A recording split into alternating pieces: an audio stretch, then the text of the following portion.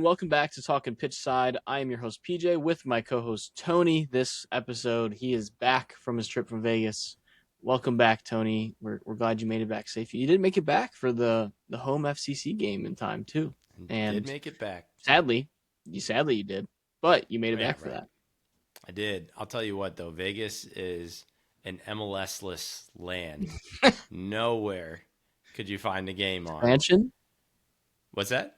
maybe expansion soon. It's been Maybe, kicked yeah, around.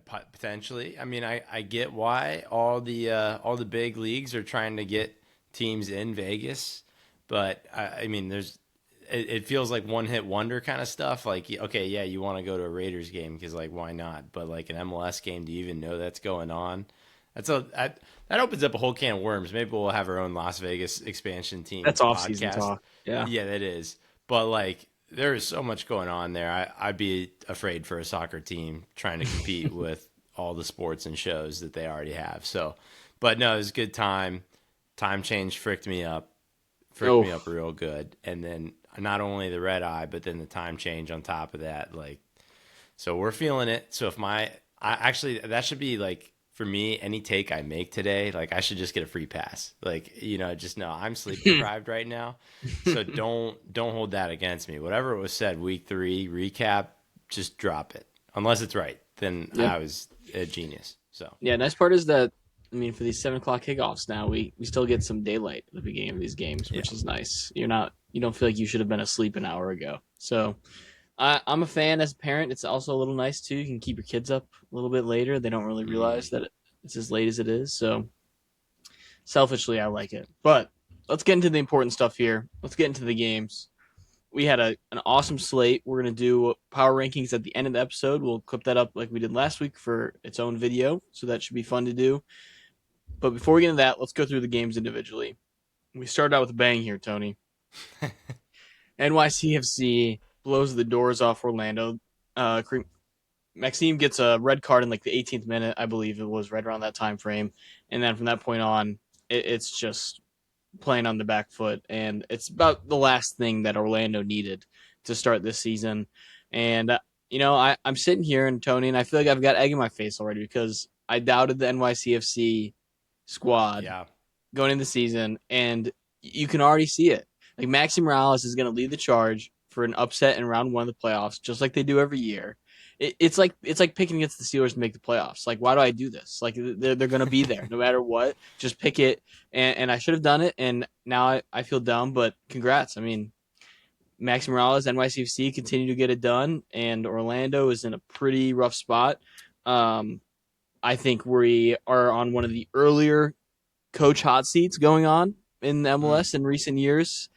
With Oscar, the awkward part, and this is a whole other can of worms, but the awkward part with him is there's a new GM in town in Orlando. This isn't his guy. He said he wanted to keep him and keep him on, but that leash is shorter because it's not his guy. So it'll be interesting if this trend keeps up. I think he really could be seeing an exit here because these games aren't even close. And the only sign of life was that first half against Miami, and they followed up with the worst half that they've had all year. So I really don't know what to make of this Orlando side, and all the credit to NYCFC for taking them down while they had the man up. has anyone checked to see if Carlos Coronel is sure about his decision on walking? Because that feels like really the beginning of the derailment of the Orlando situation. I know, like, I haven't even mentioned Griezmann in that as well, by the way. Yeah, So. right. So, I mean, it's been downhill for them since that moment, it feels like. I do like that they were able to, get another acquisition in Crépeau. The problem was that I don't think he's the guy. He's struggled to hold a first team spot in Portland. It's a problem. And that was a really bad mess up. But before that, I mean, this was a team that had conceded 6 goals in 2 games and now 11 goals in 3 games. Dead last in the spoon race after 3 games. So it's like, let's wrap it up. It's over. Orlando wooden spoon. It's not getting better. But this is the part that is really stinging. You mentioned Griezmann. There was room to get better. That's at least getting delayed. I don't really understand the language behind that, if it means it's not happening at all or if it's just like we're going to wait longer. But Uh, that's frustrating. But outside of that, they're not waiting on anybody. They don't have like that. They are pretty much filled up on their DP spots. I guess if they don't get Griezmann, they could pick somebody else. But it's not like there's a big injury that they're waiting on someone to return. It's not like I mean Robin Janssen's The part of that, defensive but side, I think. yeah, I mean like there, but it's not. I don't know. He's important, but he's not 11 goals important. No, Like I get it. And their young Brazilian center back has looked horrible to start, yeah, and yeah, yeah, I hate to dog on him because he is so young, and you can't really expect much from him. And you think, I think it's easy to point at the defense and be like, this defense is not it, which I think is true. But they do have a lot of money invested in the attack, and the attack's not doing anything either. And I right, know this game is kind of an outlier because you go down to 10 after right. 18 minutes, and you got to make subs. You pull an offensive player off the field, and you got to bring in another defender. I get all that, but it's still just it's mind blowing to see the start they're having for the season. It's still early, like you can still easily turn this around, make the playoffs. But I think some people thought Orlando was going to be pushing for top four to coming into this year, and I don't think you can confidently say that after 3 weeks by any means. No, they got a lot of turnaround. But I'll take the high road here, and at least we'll credit NYCFC. Mm-hmm. At the very least, I mean, definitely took care of business when they were up a man. But I mean, even in that first 20 minutes, they were dangerous, and that's what you do. Like that's what you hope for when you create pressure. I mean, yeah, obviously you want to score goals, but if you can get casualties like a goalkeeper red card in the mix as well, like that's still well played. Nico Fernandez has been outstanding so far this season, and big reason why NYCFC won this game. Maxi Morales, like you said, putting in shifts. Thiago Martins, DP center back, I mean, has been fantastic. We didn't even need to mention Matt Freese in this one because Orlando just didn't even like push hard enough to like create too much. So, and Tavon Gray, that's the other one. Mm-hmm. He's pushing up on the wing as an outside back and creating opportunities. Scored a game winner against Philly. Has an assist in this one. So like there's a lot of good pieces to like here, and we're missing Alonso Martinez, and really just generally a DP center forward because of the Risa debacle. Yeah, So I yeah, I mean if they can keep afloat and be fairly competitive and in playoff position, you don't even have to go make a signing in the summer window. right. Like you've got your signing coming. Like that's basically what he's going to be, and it's a guy that is almost proven. Of course, it's coming off injury, so it's a little different, and you don't know what he's going to look like. But I think you're gonna gladly walk him back into the squad in some degree, and Oh yeah. it's only going to elevate this team further.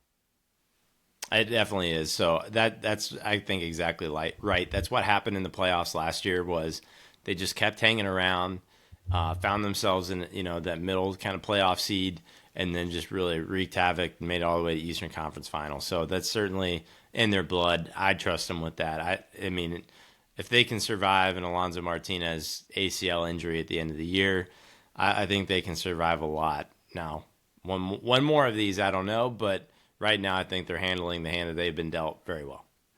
Totally. Well, let's move on to the next one here.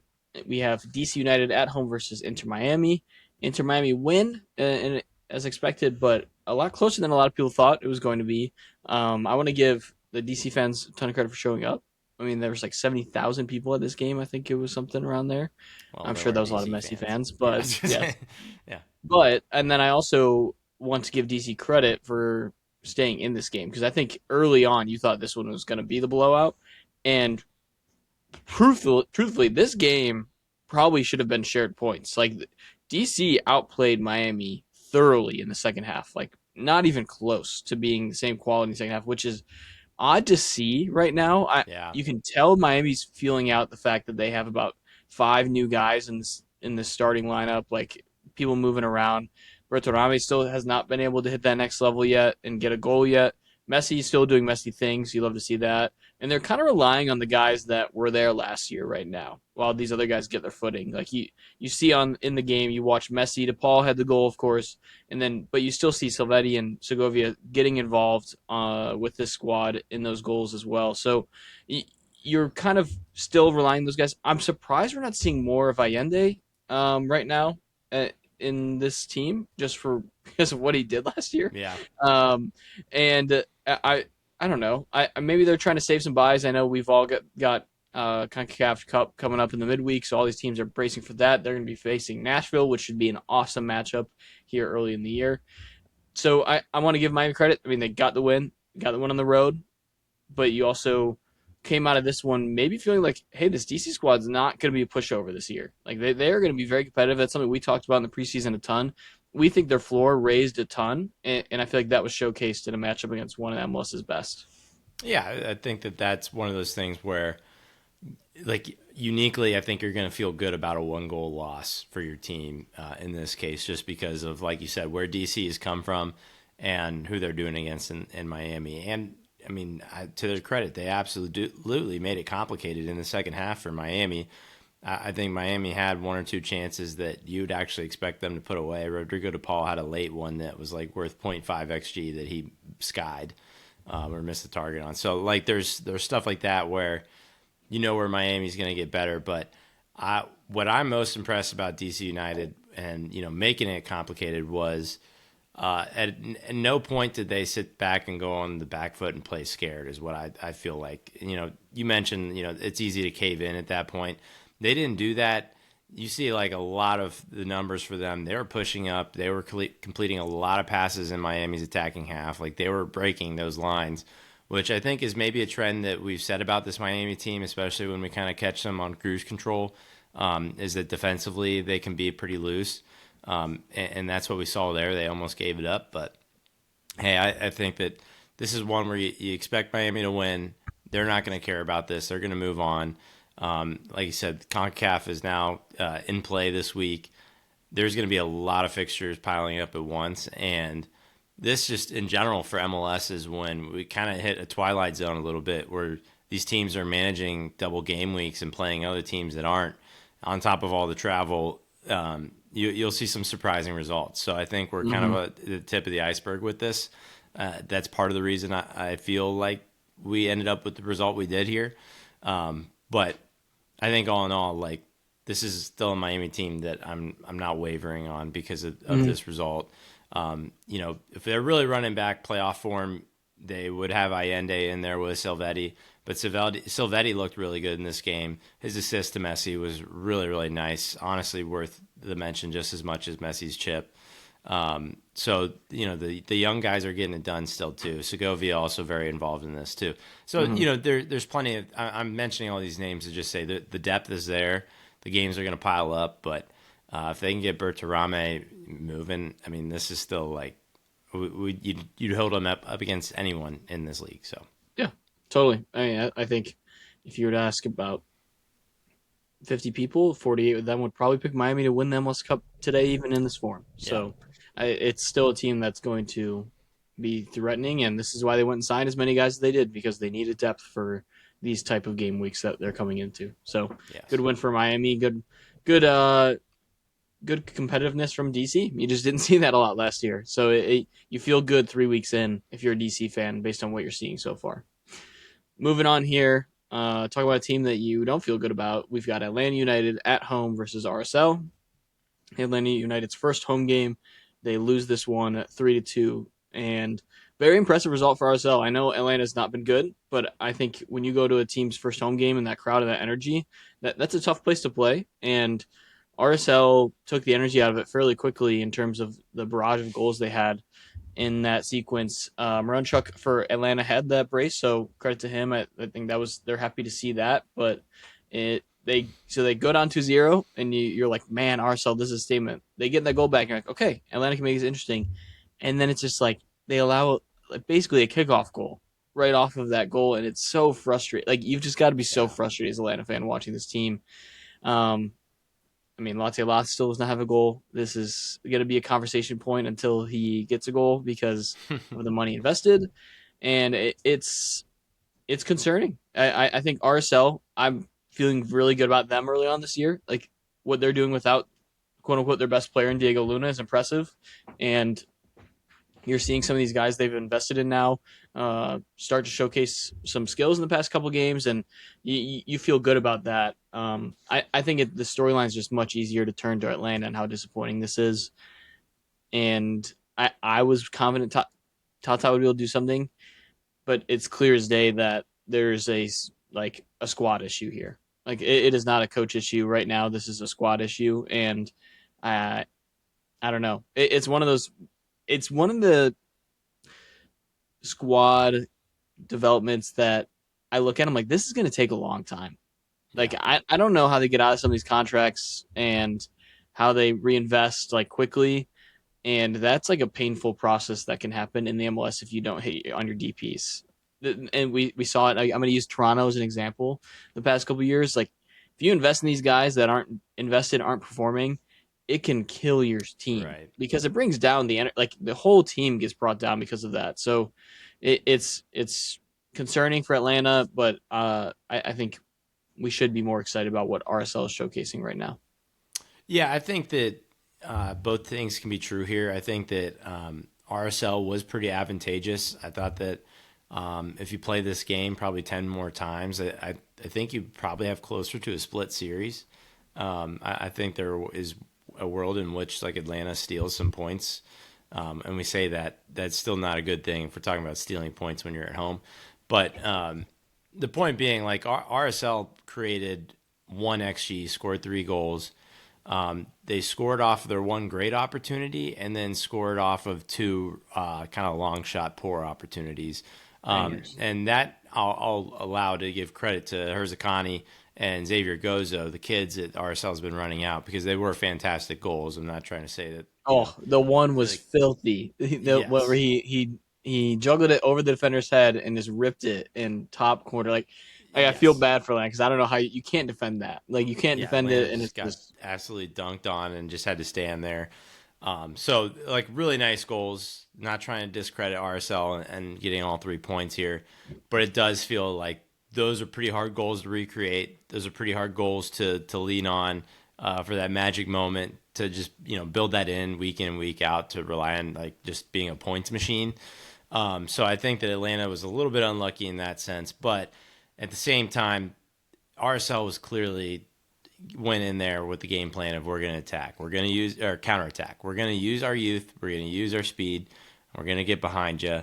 And all 3 goals were kind of in that transitional phase against Atlanta, and just felt like there wasn't really the, I guess, solution to that or counter. On the other side, Atlanta, honestly, when they created good opportunities, they were tidy with it. One great opportunity per the XG, one good opportunity per the XG, scored both of those from Moranchuk. The problem is then they hooked up 12 other poor, shots that like most of them were kind of outskirt of the box, 15-ish yards out that like it just not very those are long shots. And I know you're watching RSL hitting those long shots and it's like why can't, we get one in front of our home fans, but that's the part that kind of worries me. That's part specifically, I believe, is in Almiron consuming a lot of those shots right there in that part of the box. So that's the part that stings too. Just that the Almiron 2.0 has just not has not really worked. yeah. And now at this point, I'd argue is potentially even sandbagging this team. But kind of like you said, this is a rough roster spot. If they're going to rebuild, they have to do it quick, and like wipe house and re-sign everybody. Like it's just it seems messy. I don't know where to go for them. Yeah, I talked about it in my preview. It's Almiron with it's a little sad as an Elvis fan because of what you saw him showcase when Yeah, he was a younger version of himself, and his game was just so much on his athletic ability, and that's diminished pretty rapidly here the past couple of years. So it's tough. I feel for them and credit RSL. I want to give him credit, and I think a major storyline coming out of the MLS early on this season that applies to RSL is the amount of youth talent that is being showcased early on this year in terms of goal scoring, defending. Teams are playing younger youth development guys, and it's working.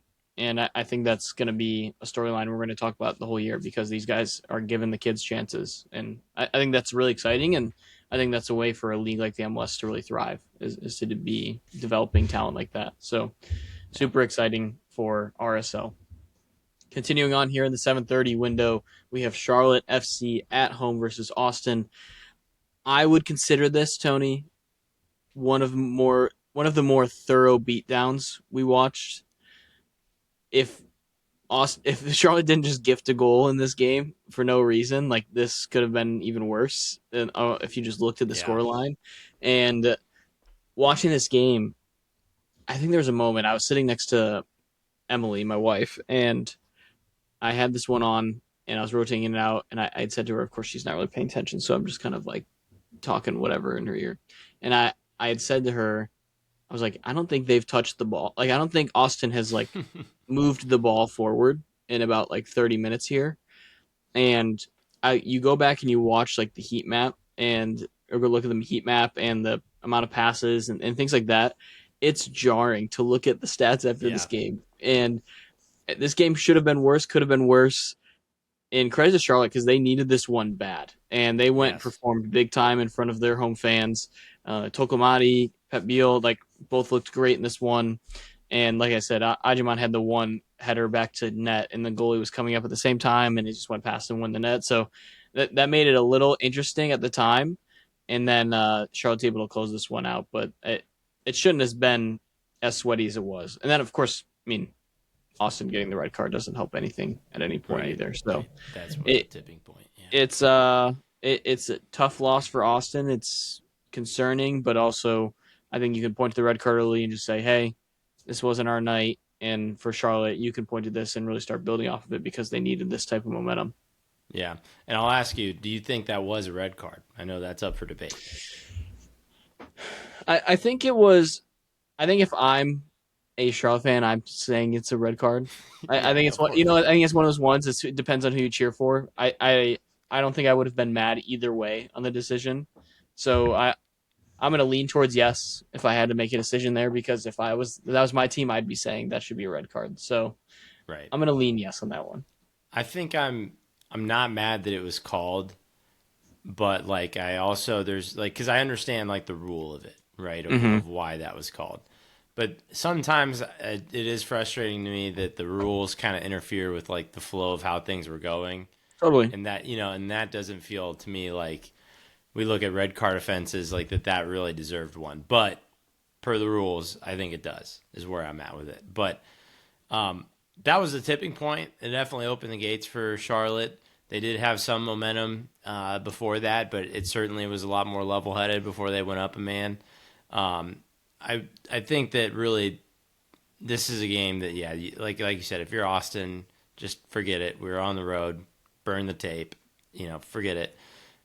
Charlotte though does need to take something from this because specifically offensively, um, they were really hurting and getting Zaha going with a really nice assist I think is really important. Uh, this is unrelated, but I something part of me in my heart just got a little warm when I saw the Fat Mob notification for Ajiman scoring um, for Charlotte, but it's It's a the wrong way throwback. around. Yeah. Unrelated, by the way. I looked that up. I thought they were brothers or something. Not true. No, Just no, unrelated. yeah, Yeah. Yeah. unrelated. Just two Ajimans that just go to Charlotte. What are the odds? Um, but yeah, no, this is something that I think that they get Pep Biel running, really important piece for them. Charlotte needs to find a way. Like to me, it was almost like they were missing kind of the possession part to like almost train against MLS caliber people to be like, okay, this is how we want to run things and stuff. So I like think that this is not a fluky win, but certainly one where you look back and say, let's take what we can and how we built out from this. But let's not expect that this is what's just going to be handed to us every time. Let's not expect that we're going to be able to have this kind of control in the game every time. Mm-hmm. So I think that that's probably the perspective that's what you need to hold for Charlotte. But in the meantime, you celebrate a good win, a strong win, and I think that you just hope the ball keeps rolling. Yeah. Totally.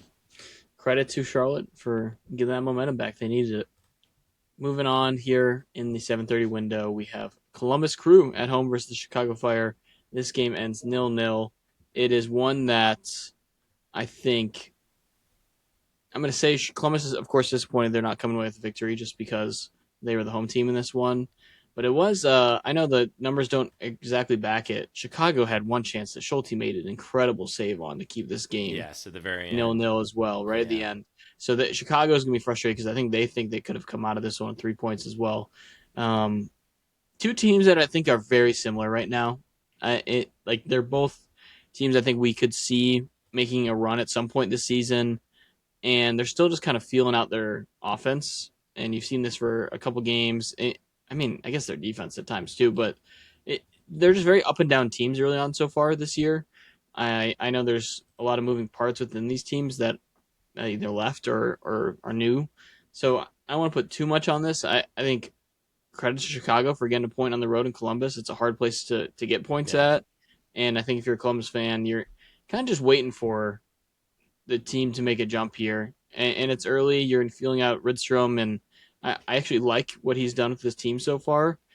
I just think we've seen really ups and downs so far from Abu Ali at the striker position, Yeah. and we still see a hole in that midfield that is concerning that Nagby's just not there anymore. So I don't know. I didn't take much from this game. I think this one's really a wash for both these teams, and I expect more offensively from both these teams against each other's defenses that are like okay. Like I don't think you're calling home about either of these defenses at any Yeah. point. So I think we probably would have both predicted there would be at least a goal in this game going into it. I think that for me, this is definitely broken record Columbus Crew in the sense that, like, here's a bunch of opportunities and just not a single one gets put through, basically. Um, the one that really stings for me, I mean, Taha Habrun had a really nice opportunity that he, buffed. And you look at that and say, well, that's a position that you're probably putting, like Gozdog's not on the field because Taha Habrun is on the field.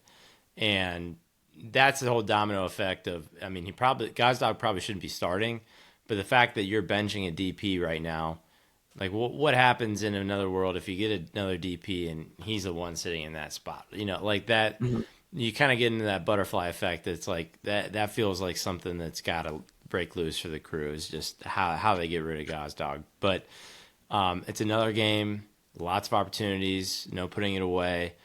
I think one thing that worries me a little bit about the Crew was that they weren't putting Abu Ali in most of those positions. You look at the shots that they had that crowded the 6 yard box, Abu Ali is only one of them. And I think they had like 7 or 8. That's the part where I'm a little bit worried. Maybe defenses are being counteractive and saying he's the threat. Let's get 2 guys on this guy. Whatever we got to do, Mm-hmm. don't let him touch the ball. But I mean, you got to be able to find your playmaker. So that's the part that I worry about them offensively. This is the first time defensively they've held a clean sheet or even looked Mm-hmm. remotely capable. But you hold that in context of no Kuipers in this game, not even on the bench. Mm-hmm. I'm not even sure. Did they announce exactly why? Like just I a haven't seen knock in anything yet. training? We were Yeah. talking about it before the game yesterday, and we were confused in what happened there. So that's a big one too. Like that really neutralizes Chicago. So I think for them to, like you said, go on the road and get a point is still a good deal for them when you're without your starting striker. I walk away from this kind of feeling okay about the Fire, but getting more and more worried about the Crew, specifically offensively. Yeah, I agree. I think it will be interesting to see how these two teams continue to bounce back from this one. Moving on here, a team that I'm loving watching right now, and I love this jump they're having, is the San Jose Earthquakes going against Philly at home. Philly was the home team in this one, and San Jose wins 1-0. It's getting dark for Philly right now. Another team that I put on that Atlanta scale where I'm just like, oh gosh, this one could get ugly. I feel justified a little bit right now, Tony, because I think there's a handful of people that doubted us when we were picking Philly as low as they were, Yeah. because another team that you just kind of say they always figure it out, and early on this year it has been not great. It doesn't look good, and this game was won in the midfield for the most, or played in the midfield for the most part, and there was a great assist by Timo Werner to Yeah. set up Buda for the goal in this one to give them the win. He's looked good so far in the 2 games he's featured in, so you've got to be excited about that if you're a San Jose fan. Not necessarily scoring goals, but he's assisted 2 goals, so you feel good about that. And then they just didn't win many road games last year, Tony. and Right. it's got to feel good to get one early this year and continue on this jump and this run that they're on. And they've got to stack points when they're rolling like this because it's a very competitive Western Conference. And when you can get points against teams that are struggling, you got to do it. And that's what they did against the Union. And the Eastern Conference as a whole doesn't look fantastic right now. And the Union are near the top of that list of teams that you're pretty disappointed in. Yeah. I mean, it was so San Jose last year to score a goal with like 30 minutes left and then just completely wipe out and lose that lead, and just get burnt. Yeah, three straight That was shutouts. right. Yeah, exactly. Like their It's defense was crazy. so bad last year. And all of a sudden, three straight shutouts. Again, it's almost like we wouldn't have talked about this at the beginning of the season, but like, is Philly like the easy team on your schedule now? I don't know. I mean, they also this is their first game this season without a red card, so that's a big jump for Philly too. Congratulations, everybody involved. Um, but that's a part where it's just like this feels like they've leveled up, even though personnel on the field does not feel that way, right? I mean, Yeah. Timo Werner absolutely, but I mean, we'll keep talking about no Espinoza, no Orongo, no Joseph Martinez, and somehow they're doing better. Somehow they look better. That's the beauty of MLS, the mystery of it. I have to think that they're going to regress to the mean at least a little bit in this one. They lost the XG battle. Um, I just it's hard for me. Like I'm in shock. This is kind of like me pushing against Vancouver last year when they leveled up. Like no, there's no way that they're really as good as it seems like. Hop on the There's just no train. way. I've been on it. Yeah, Bruce exactly. Arena, But year two bum. and I regret that I didn't hop on it sooner. I will admit, hand up there. But this is kind of thing where like surely something's got to change here. Yeah. San Jose specifically, I'll give them the award for most unique passing map of the match week. They have one line just down the left side. They were going goalie to left center back to left wing. That was the passes right there. So but that's also our man Dewan Jones. He's been a really strong wing back in this league, especially when he made the jump to San Jose. He started performing really well. So and he's a Bruce Arena guy. His last claim to fame was with him in the Revolution. So all that to say, I think that San Jose, you got to take it. I still have underlying worries about them defensively. There's just no way that no players change on this back line and in the net. And like 3 clean sheets in a row, how many times can lightning strike in the same place? I just that's the part I'm worried about. And with Philly, obviously, we're worried for other reasons, right? Because it's just been so much change. It's been so much. I think like you watch this Philly team now, there seems to be a little bit less lack of drive. Like that, we used to know a really high intensity, Philly team, and now that the results aren't really coming around, I don't know if they're like bought out from Bradley Carnell, but it feels like the identity of it's a little bit sapped, and they just look flat in these games, and that's the hardest thing, from an analytical place to like look at and say here's what they need to change because it's more of a mind over matter is almost what it looks like for Philly, but it's also the matter of like do they really have that many starting MLS caliber guys in their team? That's a question that I think we'll continue to ask over the next month or so. And a lot of that will be revealed who probably could hang and who can't. Yeah. It's the year two Carnell Valley compared to the year two Bruce Arena bump. Right. That's Yeah. correct. So it was unstoppable force versus movable object. Um, moving on here, we have Nashville at home versus Minnesota. They take care of business in this one. This attack is lethal, Tony. It is going to be the talking point for them all year.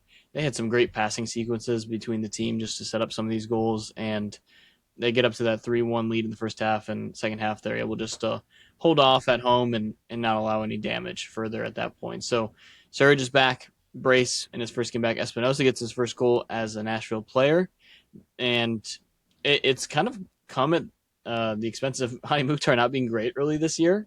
And I say not great, I just mean he's not scoring goals, and they're still winning when they have all these guys on the field. So you've got to feel good about that. You, as a Minnesota fan, I don't know if you really expected much from this game. I know you're coming off the Cincy win, but Cincy might not be as good as we thought after 3 weeks. So Yeah, that win's aging like milk. yeah, so I think we don't spend too much time in this one. Just a pretty uh, commanding win from Nashville and showcasing why everyone was pretty high on them early this year. Yeah, I think it's if you get a chance to watch them, they are moving the ball. I'd say pretty uniquely for an MLS team, um, and just the confidence they have in maintaining possession. Like if you're, they would not play the way that I'd play FIFA. Like when you're anticipating what's the next pass going to be when you're watching them, they skip lines, they move things around. Sometimes they go back when you think they should go forward. Sometimes they go forward when you think they should go back. Like they have the like just unpredictability right now in their setup where they're just kind of in flow state when it comes to how they're passing around. The what will make them really special is if they're able to maintain performances like that. All it takes, and I don't want to jinx them, I'm knocking on wood right now, but like all it takes is one injury, international absence, something where the dynamic gets a little bit pushed off, and now when you thought someone was going to be somewhere, they were a step behind or whatever, and the passing sequences that look beautiful, they don't connect anymore. Like you really have to be on your game for that. That is a high level to reach because it's hard to get to. So I think it's beautiful and I hope it's sustainable. That's the part I don't know. And even if it's not sustainable, they still have great finishers on this team. The ceiling, the floor is not falling out, through the basement.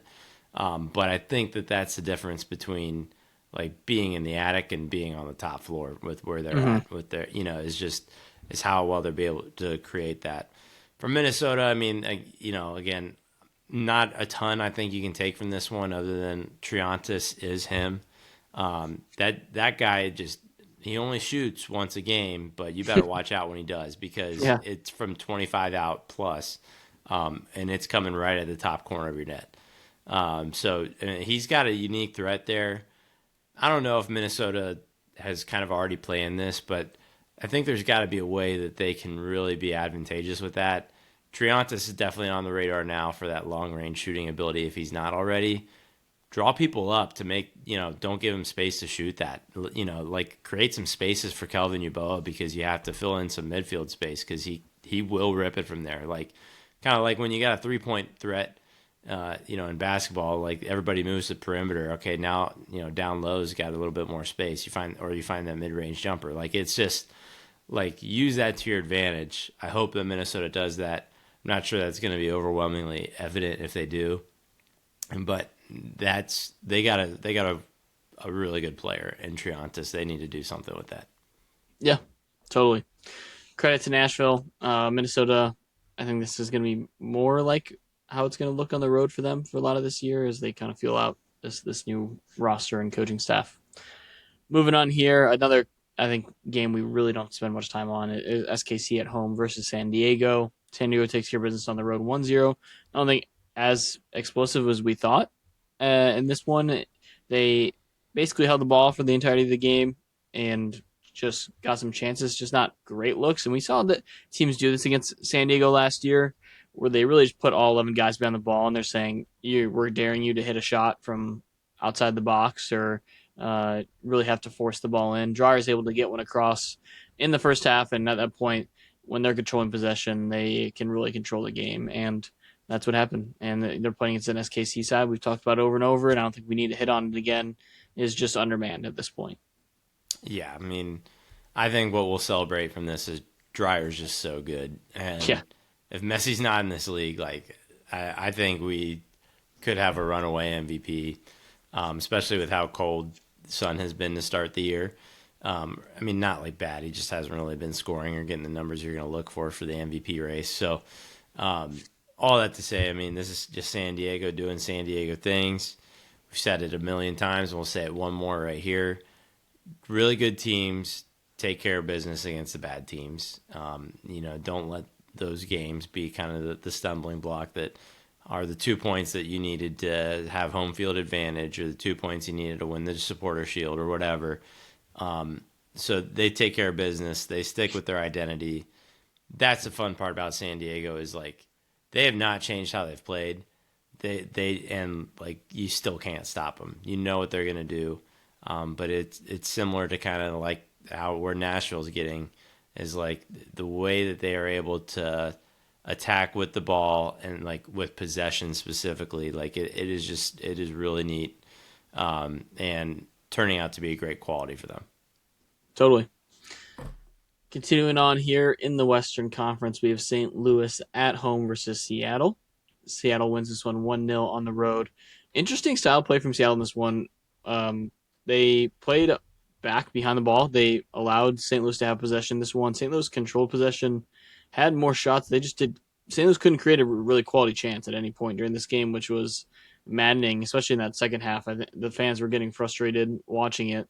It was just Seattle really bunkering down, and you got to give them credit that it worked. They pulled their best Minnesota impersonation in this one from last year, and they were able to get the one goal in the second half to and see that one out early in the second half. So it not a pretty game from either side, but I think I mean if you're a road team and you're sneaking away with 1-0 victories, you will take that every day of the week. Yeah, and I think kind of the Atlanta conversation, the St. Louis team is definitely at a personnel level where it seems like that's going to take time to replace. I've seen some threads of St. Louis fans being excited that they do see identity, like they do see a game plan with who they have. Um, it just takes some higher level players in a lot of cases to really, I think, probably reach what they're trying to do, which is a kind of possession based, cruisy, San Diego y type look to it. And I mean, Yohan Demay is a Wilfred Nance disciple, so that makes sense. Um, so they're close. I think they're close. But what I mean by that is like maybe two windows. Mm-hmm. So like close in like the broader scheme of where they've been. And they're starting to see some hope. They're starting to see some light at the end of the tunnel. And then for Seattle, this is where it gets like just kind of funny with me is they are such a hard team to predict in the regular season if they're really going to be up for a game or not. Obviously, they get the win here, but kind of to your point, not a lot in this game, and I think a lot of that is to point at Seattle and just say like that did not feel like their hardest attempt at something at winning, especially on the road when that's just so important to grab what you can out there. I was a little disappointing from that end, which is like a praise to say for a team who wins on the road. But I just think that Seattle really left a lot out there, and I mean, could have easily lost to St. Louis. Could the finishers done a little bit better? Could one or two of those opportunities that they took a shot, find one more pass because they were taking some kind of poor XG shots. They just were not great looks, but all of that feels like it was pretty close for St. Louis, just one pass away, and Seattle take advantages, of just missed opportunities off of St. Louis. Yeah, totally. Also, quick prayers out for Edward Lowen, St. Yeah, Louis. He was out in this one. It was reported today that his wife died in a battle of cancer. So that's that's outside the soccer world, but that's really really tough. So I know we know the St. Louis community will be around him and his family, but it is bigger than football sometimes. So I hope he gets all the time he gets to get his mentals right before he steps back out on the field. Moving on here to the later window, we have Colorado at home versus LA Galaxy, getting a huge win at home versus the Galaxy. This game was a great game, and then Peck got that red card, and Colorado's able to take advantage of it, get 3 goals late. Rafa Navarro breaks out a little bit in this one, gets 2 goals. Yapi scores the first one early, and Klaus gets on the score sheet again for Galaxy, which was looking great at the time, and it looked like they had all the momentum, and then you get that red card, and it just went downhill fast. So I say all that. I still don't want to take any credit from Colorado and the run that they're on early this year. It is cool to see what Matt Wells is doing with this squad. You can see, I've talked about it. You can see that he's an Ange disciple to an extent, where this guy's like, we're attacking, and they've shown his post game comments to the locker room like he's not really happy sometimes when they're winning by multiple goals, and he's like, we could have scored more. Like that's just yeah, how he is. He kind of has that San Diego energy in him a little bit, where he's like, I want the ball, I want to score. So great for them, great for Colorado. disappointing for the Galaxy because it felt like a game that they could have gotten something out of before that red card, and now you're going to be without Peck here in the short term as well because of that red card. So tough. You kind of LA Galaxy. It's like 1 foot forward and now 1 foot back, and it's just still trying to figure out this squad and what it's going to be this year. But Colorado's got an identity. It's fun to see. It's fun to see how they're building the squad out a little bit. And I don't think you've still seen the best of Paxton Aronson yet. He Yeah. had an assist in this one, but you still can expect more from him and see more from him. And I think that's what's exciting for this Colorado team. And I think they have a chance to be one of those sleeper teams in the Western Conference. Yeah, it's been tough with all these red cards this week, like just Yeah. what to take away from stuff. And in this one, I just like I think I can take the first hour away and draw some good conclusions, but then after that, you kind of have to the Colorado explosion. I think similar to Charlotte, like that's a great thing to build momentum off of, but I don't know if you can read too much into saying that the offense is back or anything like that. But in that, I mean, it was still, like you said, a very exciting game for that first hour. I mean, even after, but like very back and forth game, which was fun about it. For Galaxy, I mean, it just it sucks that the Peck is the red card here because they've gotten him rolling this year. The assist to Klaus was really nice. Obviously, Klaus has just been kind of a diamond in the rough for them. Like there's a lot to like here, but just in that collapse, that red card, that is a little bit concerning how quickly they just kind of laid over. I think, especially coming from like a Galaxy team that we thought was going to be a little bit more solid in the back, and credit Colorado for stepping on their neck and going on it. But I just think that's the part where it's like, okay, red card aside, this is a Galaxy team that still shows its flaws. This is a Galaxy team that's got a ways to go, but for what they have in the moment, I think they're making a lot of it, Yeah. and that's certainly a 180 from what last season was, minus Leagues Cup. I'll say that, but yeah, that's the part that's exciting for the Galaxy. I think even though you got throttled there, like, hey, we've got some momentum. This isn't a fluke. It's week 3. Trends are starting to trend, and we know that this is a team that is not just like being totally leaky in goals unless they're down a man, and is able to score again. So that's a big thing. And for Colorado, like I think, yeah, Paxton Aronson getting moving is big. I think it's been a little bit slow for him.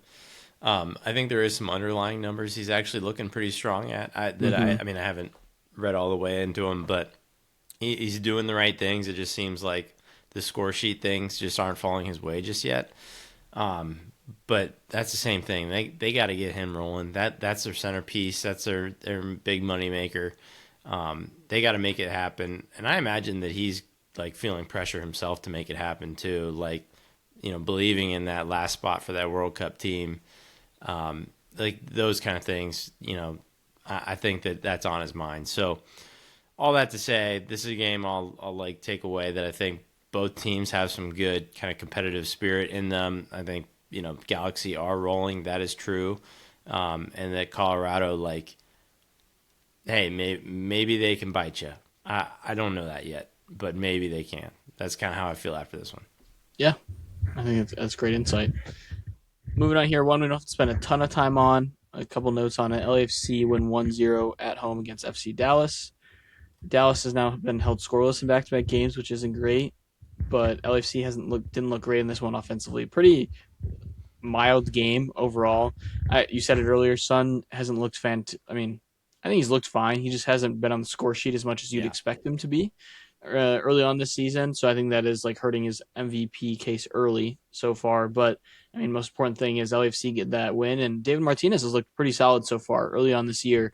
The way they have him moving inside at times, and really becoming a weapon for them. Because early on last year, when we were really critical of LAFC, David Martinez felt like a guy that shouldn't be on the field because he's clogging everything up, and it's Yeah. not helping what's going on. So they knew this guy was a talent. They know they have a talent in their hands, and this year's been a lot of emphasis is how are we going to get the best out of this talent. And it feels like early on he's showcasing that to a degree, and LAFC is just going to be happy to get all 3 points at home in this one. Yeah, I think that LAFC honestly is a little bit lucky to come away with a win here. This one probably Totally. deserved a tie. Outside of the Martinez opportunity, which was kind of a long shot, that is not a, I mean, it was a beautiful, beautiful goal, but not one you see go in very often. The rest of their opportunities that you do see go in pretty often did not go in. FC Dallas also had their moments in this one too. I mean, they had periods where it was kind of looking like they held better control of the game than LAFC did. And like you look at the field tilt on this one, it was pretty much split right down the middle. Like both teams created threats. And to your point, I think that no goals for this Dallas offense really sucks. I mean, Musa, you need to expect going more. And I feel like a bad podcaster by saying this every week, but like, man, they need that DP number 10, like so bad. Like I can't get over that. Like I listened to a podcast where the GM of FC Dallas was literally saying we are getting a DP number 10 this summer. We're really excited about our prospect, blah blah blah, and nobody came in. Like it just it I don't know. It frustrates me so much with this Dallas team. And the only positive I'll take away for LAFC, I mean, obviously finding a way to win. I think similar to last week, Dallas didn't necessarily play a low block, but they certainly had a lower line of confrontation, and they were able to break through that. Find that long range goal. Last week it was Eustachio with the goal. This week it's Eustachio with the assist. Like finding the midfield contributions when everybody's worried about chasing Son and Bouanga, like that layer behind them can really wreak havoc if you're too worried about guarding those two. So those are the positives you take away. They get the 3 points at home. Not the prettiest game, but they made it happen. And they're making it happen when, their biggest threats aren't making it happen, or at least are just kind of too covered up. So that's Hmm. the positives for LAFC. That's the negatives for Dallas. Totally. Last game on this Saturday, we have Portland at home versus Vancouver. Vancouver throttled Portland in this one, 4-1. One of the more impressive performances of the week. It's not easy to go into Portland and play against that crowd and that team when they're at home and they're rolling. And they, from the jump, were just all over them. And you got to give Vancouver credit. They've really turned it on here the past two games. And Brian White's going well right now. Tristan Blackman scored a Scott Sterling-esque goal off of Yes. his nose. And I think the best player I saw on the field during this game was Sebastian Berhalter. The guy was everywhere. I mean, of course, he scored the goal, but there were clips of him running all the way back, making slide tackles to save the ball and make some tackles. You even go and you look at, if you didn't watch the game, look at FotMob. He's listed as the best player on the field for Vancouver in that game because of what he's doing defensively and offensively for this team. It is impressive. And it's exciting because he's going to make the World Cup team for the U.S. Like that is all but guaranteed at this point, and I think he's going to make an impact. And it's fun to see him continue to grow and develop. And I think we're going to see him get interest here soon from abroad to make a move because the guy's earning it, and he's following up a stellar campaign with another one here early on this year. Yeah, I mean, you look at his heat map, and it's like it's red all over the place. Like he just covered the field. He looked really good in this one. This one, I think, it was exciting for Vancouver. All the right names are on the score sheet, except for Thomas Mueller, and he still looked fine. But Portland. I can't believe we're back on this already, you guys. Like I thought. I mean, I didn't truly believe in you, if I'm being honest. Um, Oh, come I mean, they didn't. on. What did they do for their defense? They got Brandon By, who doesn't defend. So I just that's the part that hurts Really for a me. minute last week. Uh, Serious question though for you. I mean, like Phil Neville hot seat gotta be getting a little bit uncomfy, right? Yeah, it's He, just you're just seeing the same thing every year, and I yeah. don't know at the point at what point you change that. But did you see his press conference, post game press Oh, conference? I didn't see this. Did he get heated? Oh well, he like basically went out there and said, "Well, when you're playing against a team of men, you need to play like men, not like little boys. Today we had too many people play like little boys. Like it was crazy." And then he shouted out Zoida, the 18-year-old who scored for Portland, and then I think the other kid, the left back, Smith. He said those guys played like men. I'll say And then he didn't that's he on didn't name purpose. any boys. He didn't name any boys, but I was gonna say he named the men, and the men were the children on the team. So that's purposeful. He did that on right, purpose. Yeah, right. So they could have played horrible, and he probably would have named them in that scenario just to make a right, point. just to piss him off. Right. So that was definitely something where it's like, oh man, there's a little bit of a rift going on here. You don't see every day coaches doing that, and that's the last time I saw a broken man was Caleb Porter in a press conference, and we saw how that ended. So we may be getting close to those levels. I don't know. We'll give it some time. Maybe Portland they'll pull out their one in every 3 game win, and things will be okay for a little bit. But They'll be a 7th seed in the playoffs, and yeah, and it'll carry on. But there's some I think some structural issues here. Kevin Kelsey is not panning out. Unfortunately, they paid a lot for him, and it's been really quiet for him. Anthony's been quiet. Velde's been quiet. It's just when you got an 18-year-old six who's scoring your one goal in this game, like there's got to be some stuff to evaluate there. So I'm worried about Portland. Mm-hmm. Yeah, I got to go watch that press conference now. I'm really excited to go listen to that one back. Tony, let's get into the most shocking performance of the week, in my opinion, and that was the early Sunday game. Montreal going into the red hot Red Bulls home field and kicking their butt 3-0. Owusu gets the penalty Carmona revenge game, right? In this one, Yeah. gets 2 goals, and it was funny because I mean this was like a Minnesota of last year-esque type of performance from Montreal. They just countered New York Red Bulls to death, and Red Bulls had all possession. You can tell that's the way Michael Bradley wants them to play. We've talked about it for 2 weeks in. That's how they've been playing. They just couldn't finish or really create many great chances with all that possession. I think you saw the youth come out a little bit in this one, and on top of that, I think you also saw them try to implement Choupo-Moting back into this and drop Julian Hall, and it didn't work. It didn't look as fluid as it has, and I'm really interested to know what that's going to do because if this like keeps up and Choupo-Moting doesn't look good in that starting lineup, like are they just going to roll out Julian Hall and just be like, we are better with this team? I don't know. You have so much money invested into him, so I don't think you really can, but it's going to create a talking point if they continue results like this. And I'm interested to see how Michael Bradley responds to something like this going into the next game. This is the first time he's getting punched in the face. It's been all hype around Red Bulls, and you feel good about them. And then you have what people say is the worst team in the league come into your stadium and kick your butt. It's going to wake you up a little bit. And all the credit to Montreal, man. Everyone in the world was expecting them to lose this game, and they come in and they didn't just win. They really dominated on a scoreline perspective and quality chance perspective against this New York squad. Yeah, I think that they didn't drop Hall. He started, but they played him as more of an 8 instead. Yeah, that's of what I said. That, sorry, when I say dropped, I meant pulled him back. Literally dropped him in the lineup. Yes, yeah.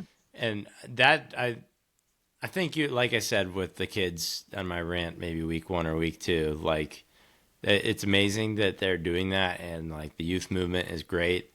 You are really rolling the dice when you have kids, and inconsistency. So then like Hall, like I feel like it was almost like Bradley felt bad, like he couldn't make him not start, and he deserved his like to continue starting, but he also needs to play Choupo-Moting. So this is the next spot that he could find Hall and play him in, was more in the midfield rather than at top, because you have to give that to Choupo-Moting, and that part just didn't really pan out.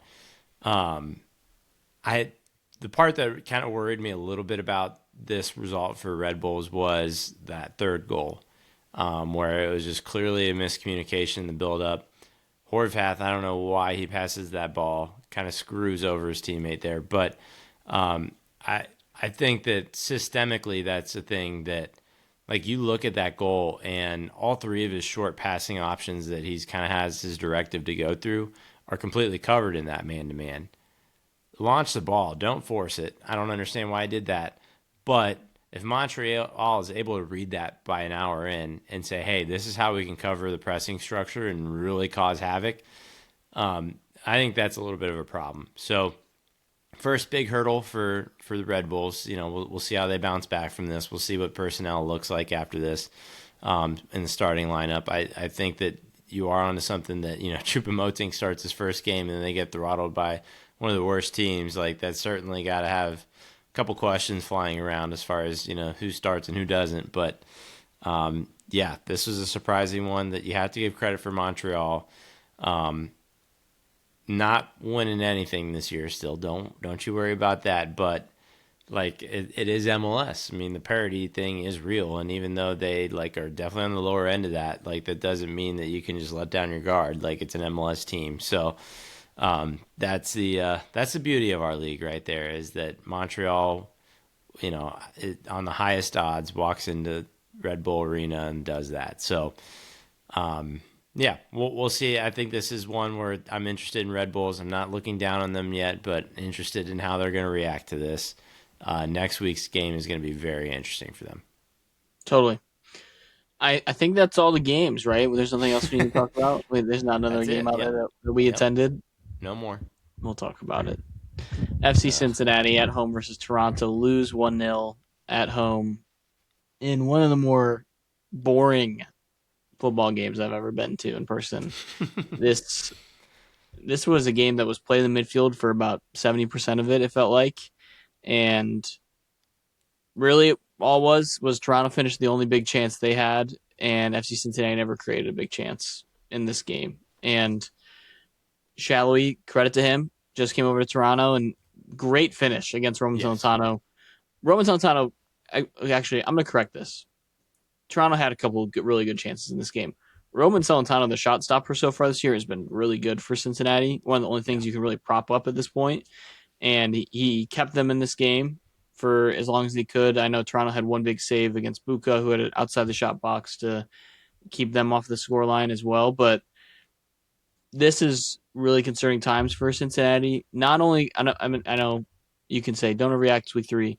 I'm not saying just because of that, because now they're going to have to go into double game weeks here Yeah. against Tigres. And I mean, right now, I don't think they're beating Tigres out of this. I don't think these double game weeks are going to last long, to be fair. But you now are going into double game weeks and you don't know how this team's going to perform without that already. And offensively, we're just saying the same thing we've said about Cincinnati for a couple of years now. And you don't know where it's coming from every single night. Kevin Danke played half this game in the midfield for God knows why. And Evander didn't feature till the last 20 minutes. And I don't even know if Evander coming into this team fixes them right now. Like, there's just something going on with that striker position for Cincinnati. And I know it's a meme at this point because I feel like it's a constant rotation. Besides Brenner and Vasquez, you've never really seen somebody hit at that position at a certain level. Denke did to an extent last year, and I think he's still a quality striker. They just were not getting any type of movement forward, any type of movement in the box, and there was no good really feeding from the wingbacks in this one. Echenike was active, but the final touch from either wingback in this one wasn't great, and Mm-hmm. they just didn't have any quality chances. And you're not going to win games when you don't do that. And I think all the talk for them in this offseason was we want to be more exciting on our home field, especially for the fans.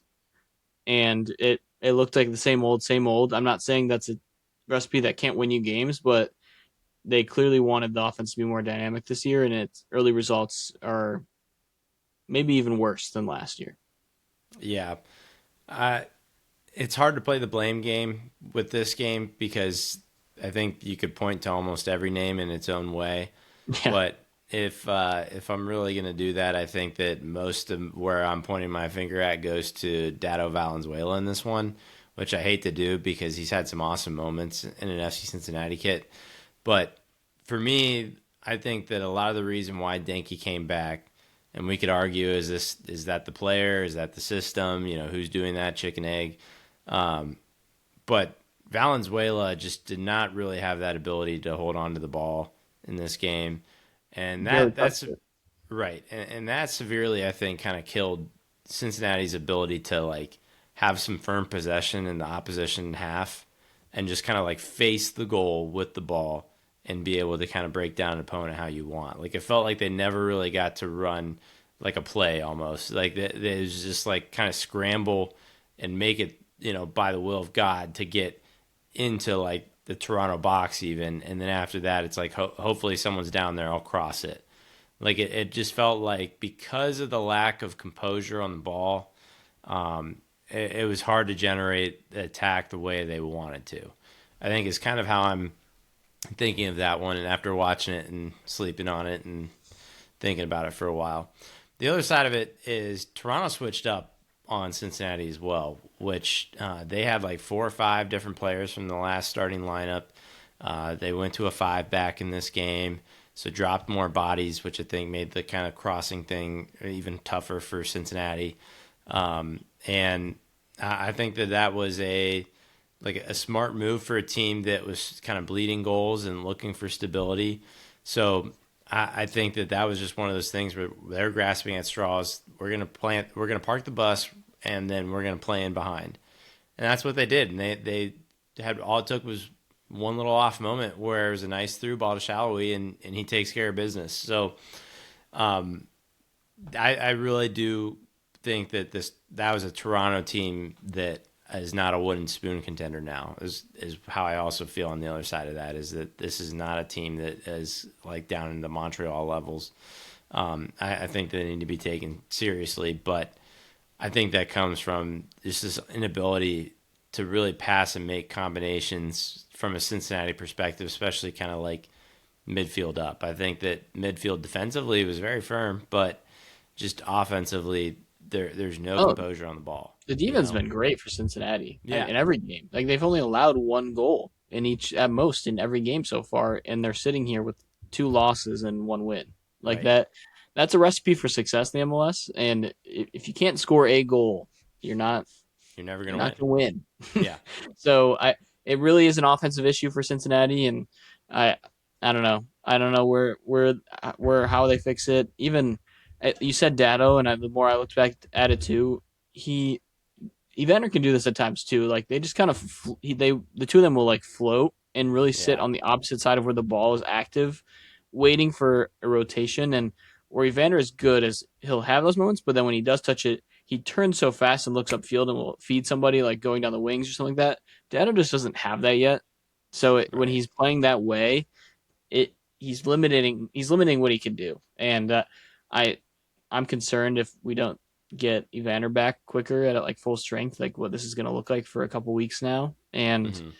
I don't know. They need to make changes. There was another good press conference. You want to see someone who's passionate after. Pat Noonan was pretty ticked off after that game, Yeah, and you saw it during the game. There was clips of him on the field yelling at the players during like a hydration break, and it.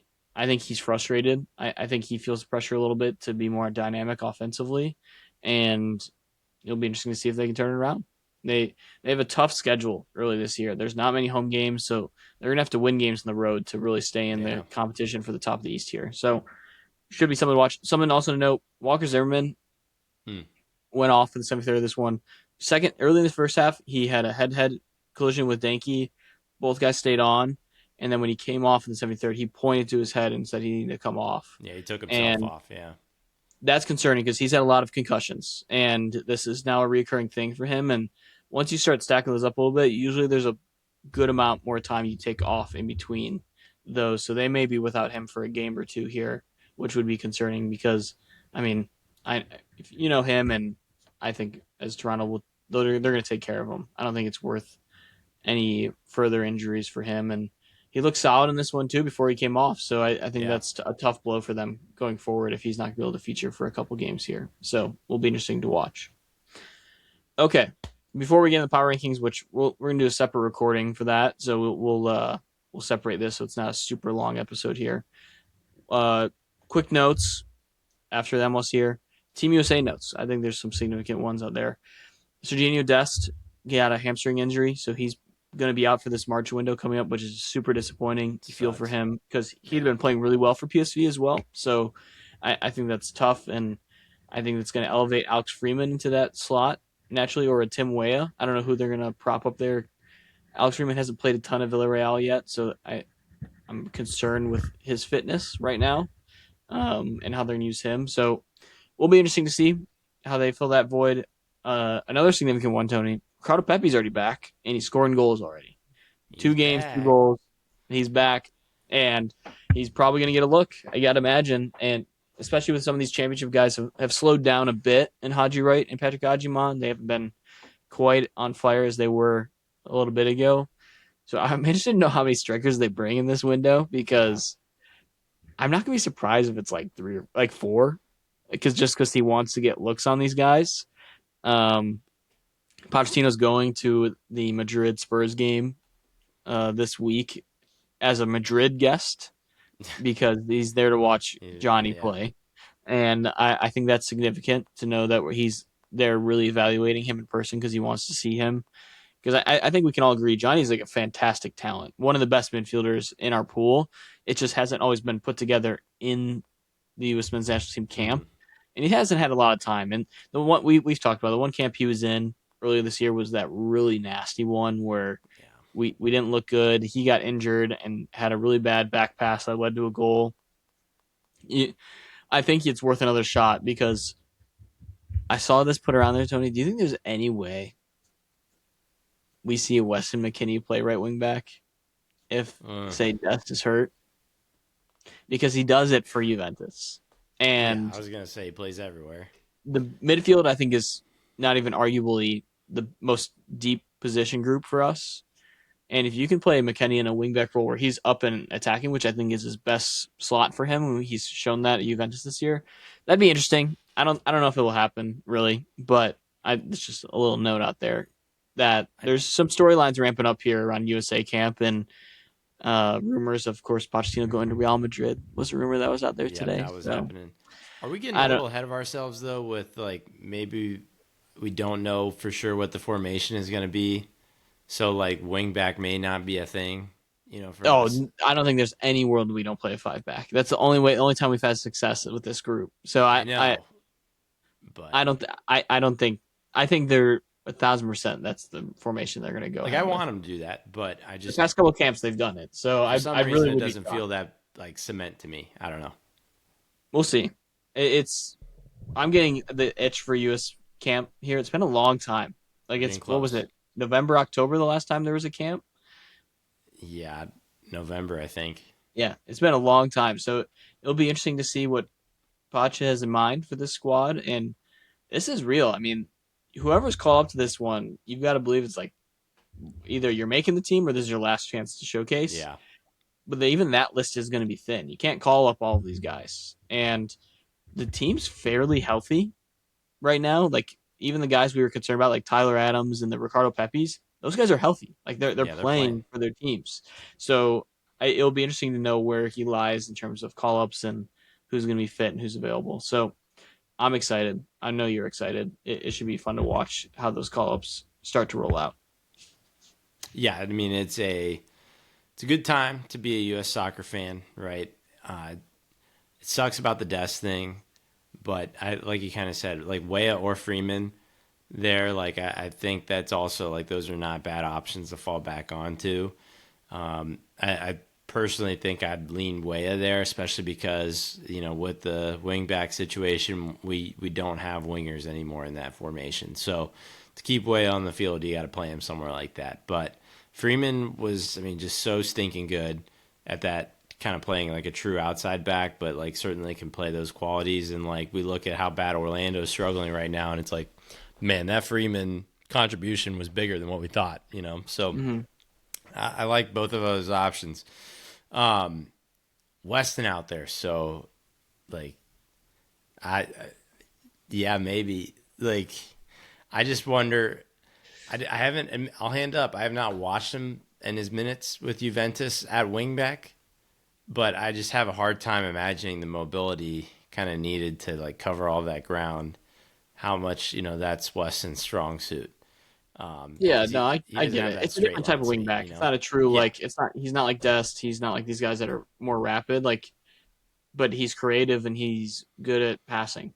and that that's That all you really helps. need. Yeah. You need that to be a good wing back, and I just think that the midfield is the most like we have the most depth in the midfield. So I think if there's one position group you can kind of shift around like that, it's that one. So I it was just a little Twitter A conversation little that I nugget. saw. Yeah. So nothing really real source out of it. It's Also, confirmed. Yeah. Dest will be back for the World Cup. Like this is not a Yeah. long term thing. He even announced he's expected to be back before the season ends. So it may end up be a non story, and they may just need to get by for this camp, and that's probably naturally an Alex Freeman or a Tim Weah filling in that role. So it will be interesting to watch how that all plays out. But like I said, we're gonna do a separate recording here for the power rankings. So with that being said, we will see you guys on Friday for the preview for MLS Week 4. Watch out for the CONCACAF games this week. There's games Wednesday, Thursday, I believe. Is there Tuesday games? I think it's just Wednesday, Thursday. Yeah. Miami and Nashville are playing head to head, which should be an excellent watch. FC Cincinnati plays Tigres, among some other games going on. So great games. Tune into those, and then we will cover those, and then preview MLS Week 4 here on this Friday. So with that being said, we will see you guys on Friday. See you.